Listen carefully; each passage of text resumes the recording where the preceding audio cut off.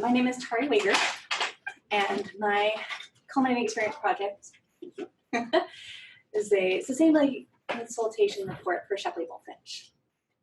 A little bit of an introduction. The building industry plays an important role in satisfying the needs of society, enhancing the quality of life, and contributing to the economic growth of a country.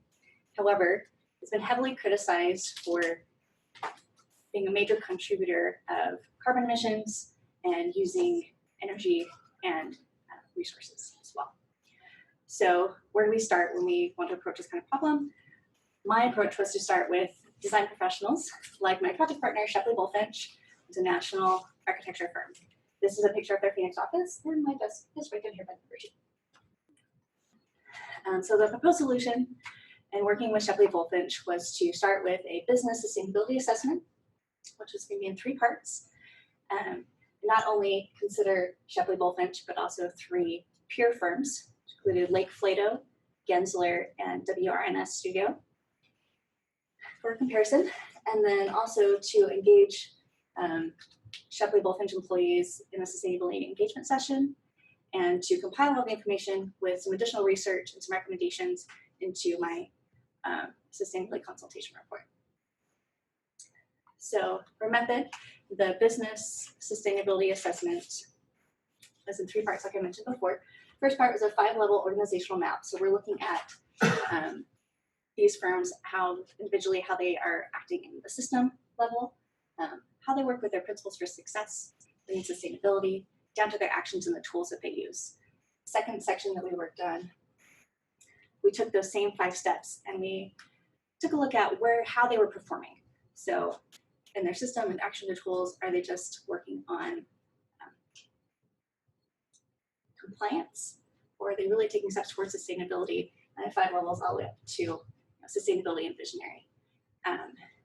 And the third step was to kind of combine everything that we've studied and to apply the framework for sustainable.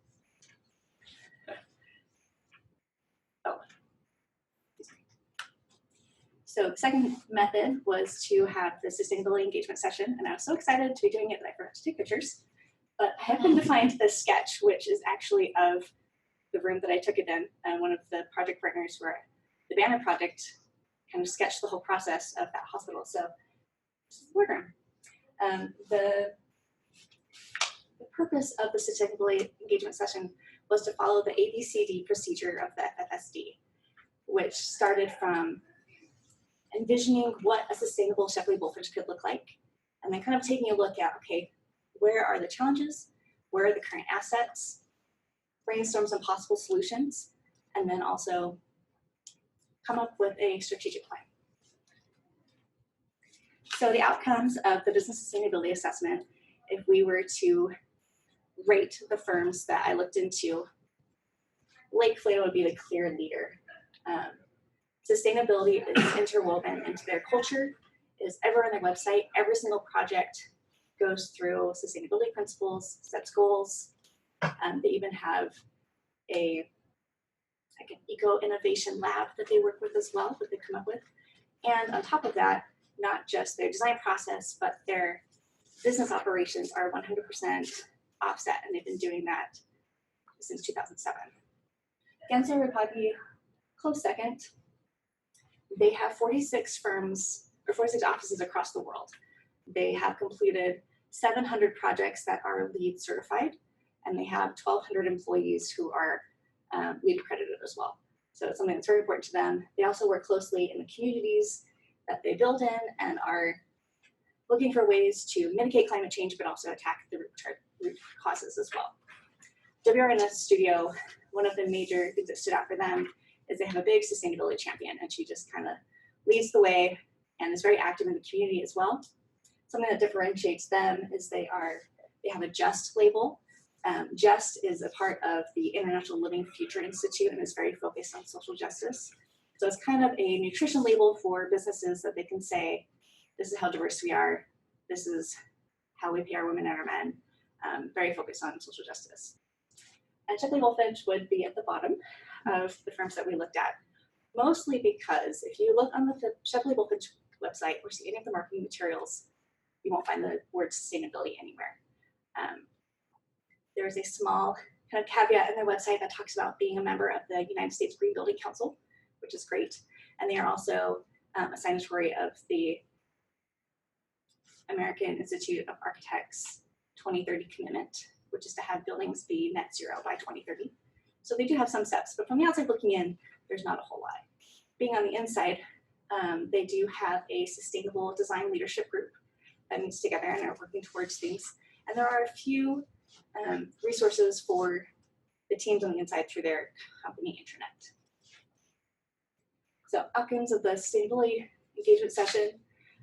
Basically what I heard from the team, and it was wonderful, I was able to have a principal, director, representatives from the architecture side, interior side, and marketing, business development, as well as some of the project support teams. And they really wanted to say, when we walk into Shepley Bullfinch, we want to know, and there's no question that they're committed to sustainability. So it was kind of very transparent, obvious, this is important to us. Some of the challenges that we recognized were some of the younger employees maybe had learned about sustainability in their schooling, where some of the older, more senior employees, it's not as ingrained in them. It's kind of, what I'm doing is good enough, or it's hard to change kind of attitude.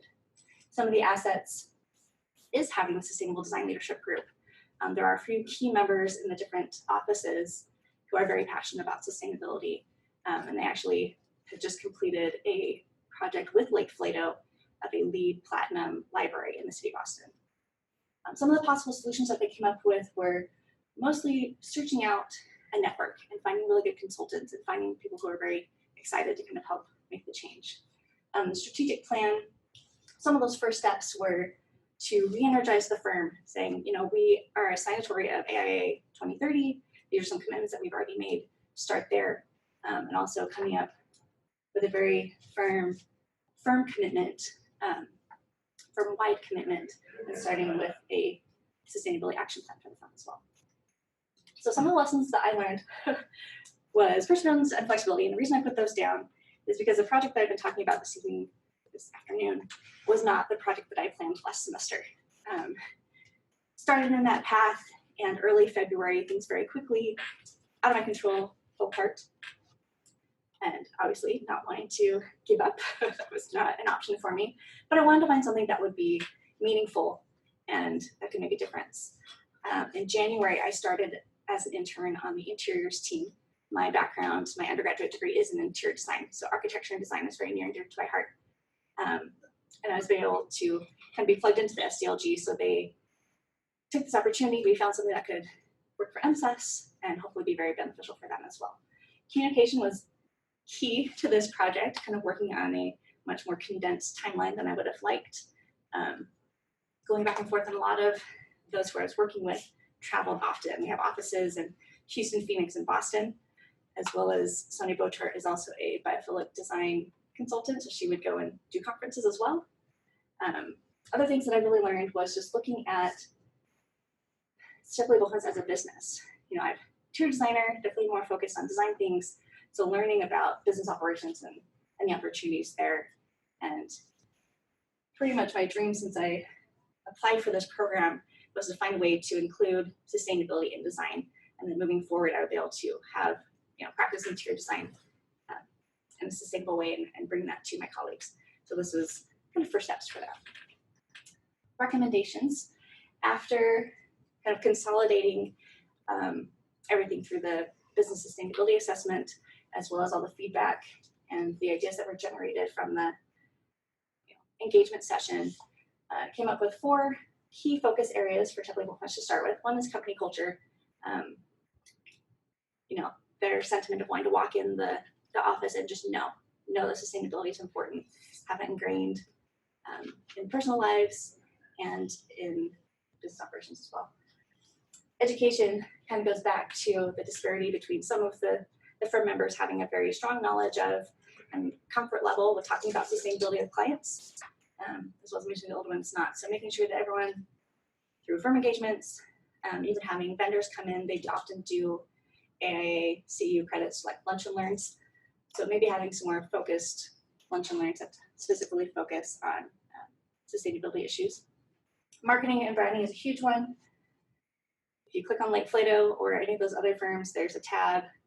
It's written all throughout their commitment to sustainability. So that's a very easy fix, as well as I will wrap up. And then of course, bringing it down to business operations, not just the design process. Next steps for someone to continue. Mine was kind of an overview of business operations and the design process. So having someone come in, for instance, with the business operations saying, okay, we're using this much energy, let's set some goals and let's bring that down. And I also mentioned that sustainability action plan would be a natural progression.